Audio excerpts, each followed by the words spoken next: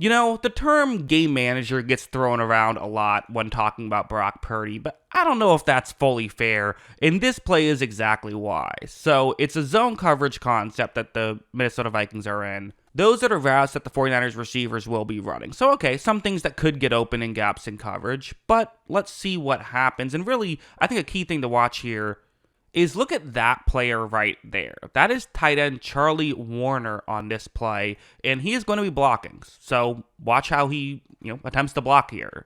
Well, the key word there is going to be attempts, as it doesn't really go particularly well. There is pressure right up the gut for Purdy, and not just that, there's actually pressure on the edge as well. So for Brock Purdy, yes, people like to call him a game manager, but in this situation, he can't really manage the game. However, there's one thing that I feel like Purdy doesn't get enough credit for. He's actually among the best in the league at a lot of advanced stats when it comes to when a play breaks down. The after 2.5 seconds part of the play, he is, as good as anybody at. Like, watch how he navigates around this pressure and is able to step forward. That was really good. But there is a Vikings player here, so we don't know how well it's going to go.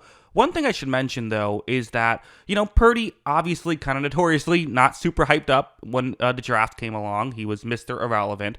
I remember when I did my quick evaluation of him, I didn't spend forever on him because I mostly look at the first round picks. One of the things I mentioned was, I don't know if he has an NFL arm. I'm not sure about some of this other stuff, but I do really like his athleticism. That was actually the main thing I put into positives, and you're going to see it here. Watch Purdy be able to navigate this play really well and pick up a first down. The reality is, Jimmy Garoppolo was able to get to a Super Bowl just being a decent game manager. But the way you can potentially win a Super Bowl is you have to have more than that. And plays like this is what leads you to believe that Purdy might just win a Super Bowl.